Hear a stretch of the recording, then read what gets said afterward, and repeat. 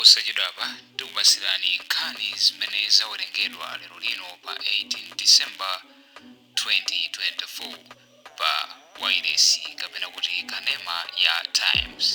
Takhalani pompo mumvetsere kuti kodi mdziko muno mukuchitika chani ndipo lero pa 18 December zakhala motani.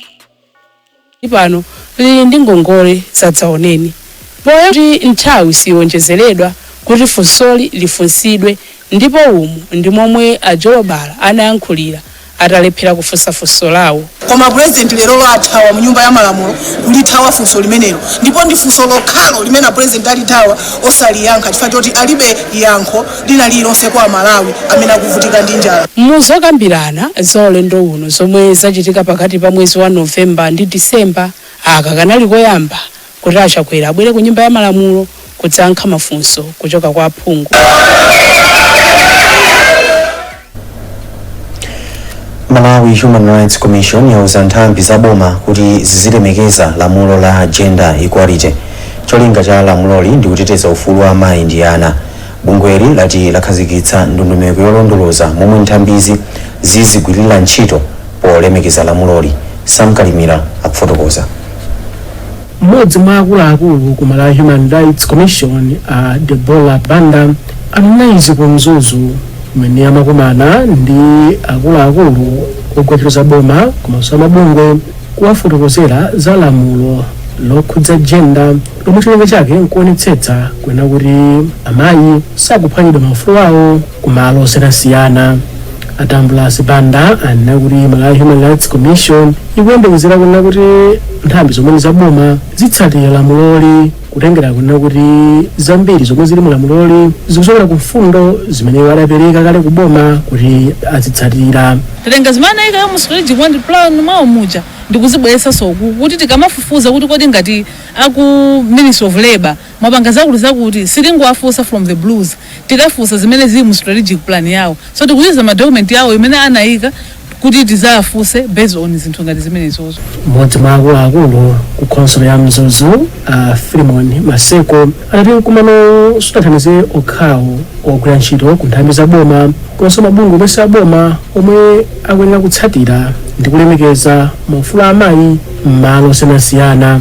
Tikhalabe tikugwira nawo ntchito azathu MHRC komanso tikugwira ntchito ndi mabungwe onse amene ali ndi ntchito opereka zitukuko kwa anthu ma services kwa anthu kuti ndondomeko jati itsate kuti anthu amene amaoneka kuti amene amakhala kuti ndi ma victim akhale kuti akupindula nayo.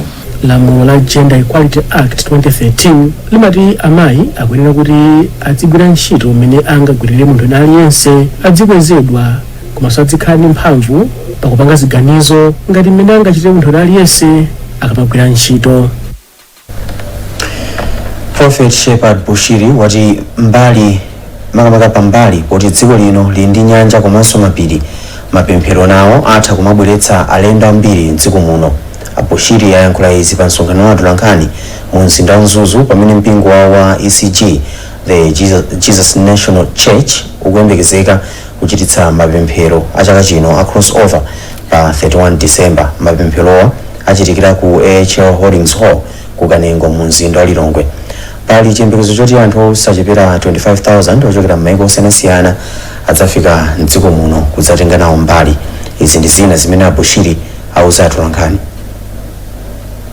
So anthu achamati akabwera muno Malawi amene akuti adule ma air ticket imenezo ni ndalama amene alipire ndalama kuma airline a dziko lathu la Malawi kandi ya Malawi komanso akabwera kunoko amene akhale ndi ma transport ochokera maboda kuti afike kumene makhalako amene ni mataxi anthuwo amalipiridwa $, £, £, sizokhazo anthu achamati akabwera amapita maloji mahotelo ndipo sindikukhulupirira ngati weekend imene ya pa crossover muzapezeke malo mu Lilongwe potengera chaka chatha kuti ngakhale anthu ena amakagona ku Salima alendo athu ena amakagona ku Kasungu chifukwa kuti mu Lilongwe monse munalibe malo. So zonsezo ni njira imodzi yakuti anthu aja amalipira kumene agonako ndiye ndondomeko zonsezo mukaziona bwinobwino zikubweretsa chuma ku dziko lino la Malawi.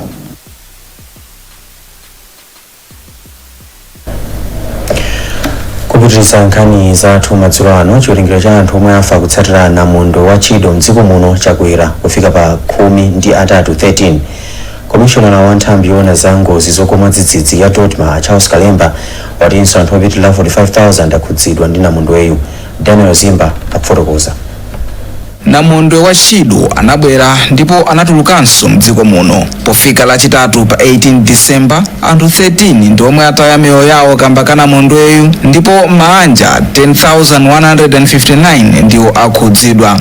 Chipiro Kamura ndi mneneri wa nthambi ya Dodma ndipo akufotokoza zomwe dziko lino likuchita pofuna kuchepetsa ululu wa namondweyu. Zachisoni kuti chiwerengero cha anthu omwe atisiya chafika pa 13 kuchoka pa 7, ndipo chiwerengero cha anthu ovulala chili pa 29. Mabungwe osiyanasiyana tikupereka thandizo kwa anthu okhudzidwa, ndipo tikutsogoleranso ntchito yokonza ndondomeko kuti tigwirire ntchito yonse yothandiza anthu okhudzidwa. Ndipo namondweyu yemwe anayamba mdziko muno pa 15 mpaka pa 16 mwezi uno anawononganso katundu monga nyumba ndi mirato mwa zina. Asanafike mdziko muno, namondwe wa chido anawononganso miyoyo ndi katundu wa anthu mdziko la Mozambique, komwe anthu 34 ataya miyoyo yawo pakadali pano, ndipo maanja 34,000 akhudzidwa. Izi zikuchitika pamene dziko lino silinachirebe ku ululu wa namondwe wina wa Frede yemwe anawononganso katundu ndi miyoyo ya anthu ochuluka. Bungwe la Women's Legal Resource Center WOLEC lati amayi ochuluka aonetsa chidwi chozapikisana nawo mipando yosiyanasiyana pa chisankho cha chaka cha mawa. Akuluakulu bungweli ati iyi ndi nkhani yabwino ku ntchito yolimbikitsa amayi kutenga nawo mbali mu ndale. Witness Chibwere walemba ripoti limene akuwerenga ndi Feston Malekezo. Bungwe la WOLEC linayankhula izi pa msonkhano umene unayika amayi pamodzi umene unachitika ku chigawo chakumpoto, ndipo unakonzedwa limodzi ndi mabungwe a Girls Empowerment Network, Human Rights of Women and Girls with Disability, mophatikizana ndi NGO Gender Coordination Network. Mkulu wa bungwe la WOLEC Mayi Magi Kathewera Banda anati pomwe amayi akupikisana nawo pa mipando yosiyanasiyana ya ndale zimalimbikitsa komanso kuzindikitsa anthu za kufunikira kwawo popanga ziganizo mdziko. Akathewera Banda omwenso ndi wapampando wa bungwe la NGO Gender Coordination Network anati pomwe amayi ambiri atuluka kuti apikisane nawo pa mipando yosiyanasiyana ya ndale zimalimbikitsa amayi ena kuti nawonso angathe. Azimayi ambiri ali ndi chidwi choti adzayimire 2025 elections. Takumapo ndi azimayi maboma amene ife tikugwira ntchito, komanso palinso azimayi ambiri amene akulembesabe kuti afuna adzayimire. Ndipo pali azimayi ambiri amene tikuyembekezera kuti akhala ndithu akuyimira mzisankho. Pa msonkhanowu amayiwa anakambirana za mfundo zimene zinamangidwa mchaka cha 2019, ndipo cholinga cha msonkhanowu kunali kuwunikanso mfundozi ndi kupanga zatsopano. Poyankhulapo mmodzi wa amayi kuchoka ku Mbawemi Women Organization, Dorothy Chiumya, amene anatenga nawo mbali pa msonkhanowu, anati nthawi zambiri amayi amadaleredwa ndi abambo kuti sangakwanise kupikisana nawo pa ndale. Achiumya anati pomwe amayi ambiri atuluka zimathandizira kuti azithandizana okhaokha ndipo mawu awo amamveka. Nkhani zimene zikuwakhudza kwambiri azimayi pamene tikukonzekera chisankho ndi chisankho cha azibambo sakufuna amayi aziyima ayi, komanso azimayi kulephera kuyima kwambiri chifukwa cha ndalama fee. Chingachitike nchoti fee yachite ku reduce kwa azimayi chifukwa azimayi ambiri ndalama ikuwavuta kuyipeza, ndiye achite ku reduce kuti ichepereko asiyane ndi azibambo. Ntchito yokonzanso mfundo zolimbikitsa amayi kuti azipikisana nawo pa ndale ndi magawo ena ikuthandizidwa ndi European Union, UKAID komanso UN Women. Anthu amene anapuma ntchito mboma ati ayamba mbindikiro ku ofisi za msungichuma wamkulu pofuna kukakamiza ofisi kuti iwapatse ndalama zawo za pension. Anthuwa auza Times kuti boma lakhala liwalonjeza kuti liwapatsa ndalamazi kuyambira mchaka cha 2021.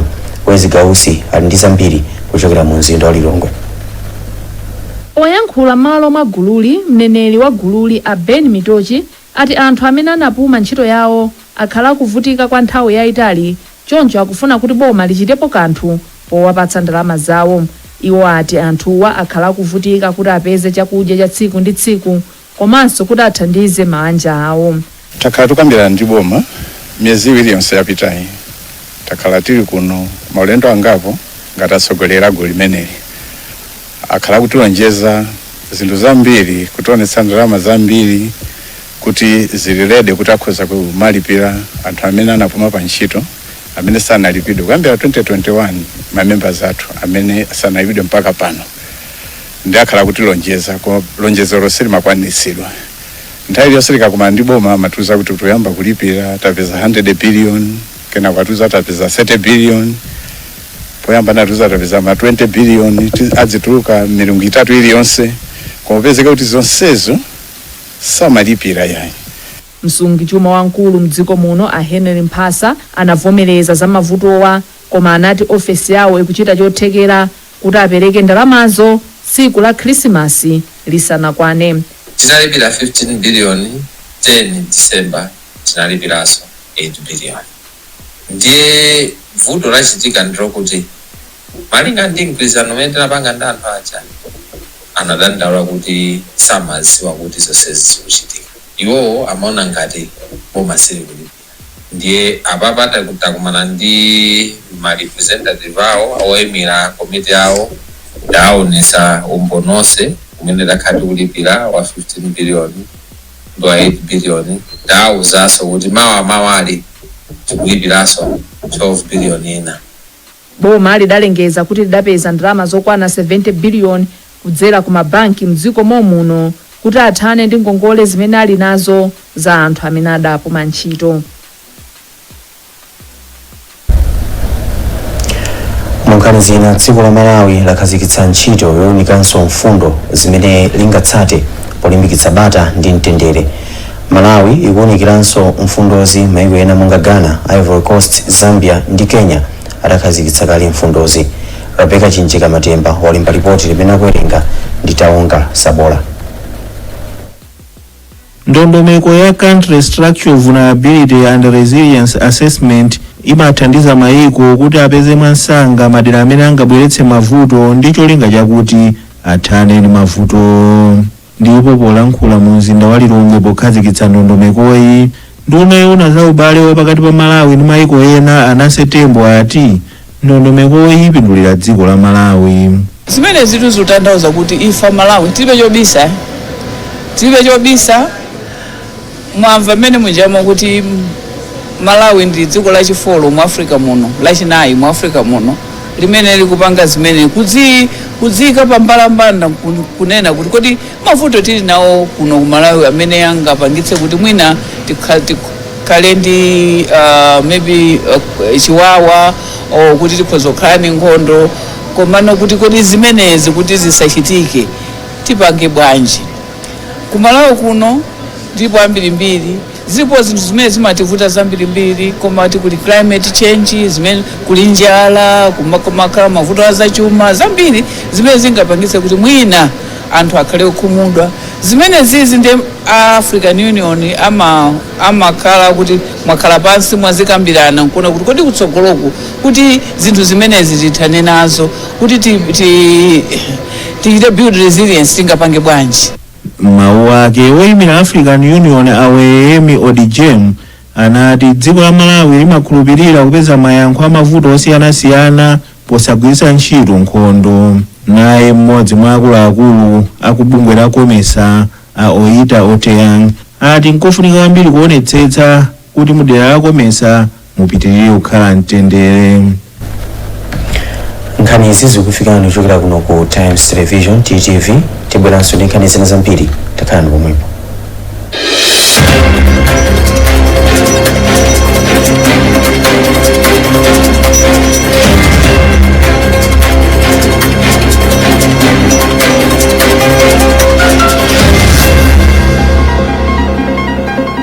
Meleza ndondomeko zatsopano zopititsira patsogolo ntchito za lamya pa ngozi zotere. Mmodzi wa akuluakulu ku Makra azadziko Mankhambo wati upangiri ukufunikira pakati pa magulu oona za ngozi zogwa mwadzidzidzi pa nkhani yofalitsa uthenga nthawi ya ngozi. Mankhambo ayankhula izi pa zokambirana zoonikiranso mmene maguluwa agwirira ntchito mchakachi. Iwo akufotokoza. Mkumano umene uli kuno ndiofunika kwambiri chifukwa panopa ndo amene tikhale ndi ndondomeko zokhazikika zoti pakachitika mavuto anamondwe kapena ena osiyanasiyana amene ali mu gulu lokhudzana ndi zalamya za telecommunication azidziwa aliyense kuti akhoza kuchita chani. Mmene mumu muli anthu amene amayang'anira mafoni waso amene amayang'anira za mawayilesi kapena television komanso amene amatumiza katundu madera osiyanasiyana. Ndi mkumanowu upangitsa kuti aliyense azingodziwiratu kuti akhoza kuchita chani pakakhala mavuto. Mmawa wake mmodzi wa akuluakulu ku nthambi ya Dodma a Fyaupi Mwafongo wati upangiri pa nkhani zofalitsa uthenga ndi ofunikira kwambiri pofuna kuthandizira pa ngozi zogwa mwadzidzidzi. Ndikumana wofunikira kwambiri tikumana ndi anthu osiyanasiyana anzathu amene amagwira ntchito za mafoni anzathu amene amalusa mawu community radio osiyanasiyana ndithu amene ali mu sector amene iyi and sector amene iyi ndi ofunikira kwambiri pa ntchito zosiyanasiyana za ngozi zogwa mwadzidzidzi. Monga mungathe kuona posiyeda apa pamene tinali pa chiopsezo cha Namondwe tinagwiritsa ntchito njira zosiyanasiyana zoti mauthenga amachenjezo apeze anthu. Timalandira message mwina pa foni panalinso anzathu amaradio amalengezanso mauthenga anzathu ena pa social media ndizo sezi ndi ntchito zothandiziraso kuti odi ngati dziko tingathe kumayenda motani kukonzekera komanso ngozi zitati zatigwera tingathe kugwiritsa ntchito bwanji na nthambi zimenezi kuti zithandizire pa ntchito zake. Ndipo mamembala amalo olimbitsira thupi a Mazim mu mzinda wa Blantyre anabweretsa chisangalalo kwa odwala ku chipinda cha ana chothandizira za ubongo ndi mafupa pa chipatala cha Queens. Gululi linayamba ndi kuyimba nyimbo za Christmas ndipo pambuyo pake linagawira ana mphatso zosiyanasiyana. Achipigombwa ndi mtsogoleri wa gululi. Timu iyi ndi timu ya Mazim Gym. Mazim ndi gym ku Blantyre ku Lilongwe. Ni timu ya Blantyre itakhala basi inaona kuti ifetu chaka chino chakhala chabwino kwambiri ambiye watipondera takhala tikumadzuka kupita ku gym malimbitsa matupi koma kuti anzathu ena amene mwina mwayi umenewo alibe. Ndiye kuno ku neurosurgery ward ya ana ku Queens mapatient amakhala ndi nthawi yayitali kuona miyezi iwiri miyezi itatu. Lero naona kuti nthawi ino ya Christmas ndi chinthu cha nzeru kuti ife tibwere tizapase chikhulupiriro tizalimbikitse tizacheze nawo.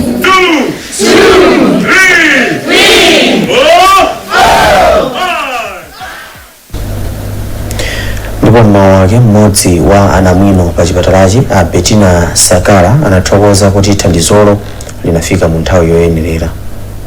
Zimene achita Mazim zofunikira kwambiri kodi kwathuku ana neurosurgery ndi orthopedic they stay for a long time at the hospital.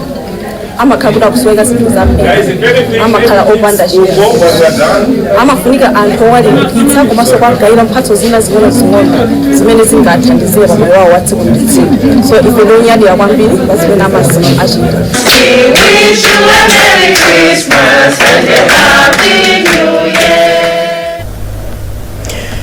Nkhani zathu ndi zomwezi koma tisanasiyane nayinso mitu yake. President Lazarus Chakwera sanayankhe funso lokhudza njala imene yakhudza Malawi pa mafunso asanu amene wayankha ku nyumba ya malamulo. Chiwerengero cha anthu omwe afa kutsatira namondwe wa Chido chakwera kufika pa 13. Mu nkhani zina dziko la Malawi lakhazikitsa ndondomeko zofuna kupewa ziwawa. Ndimupatsirani nkhani izi ndine Eric Nsikiti madzulo opambana.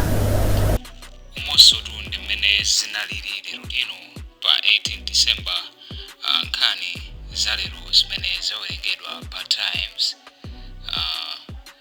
tapereka ndi mangayani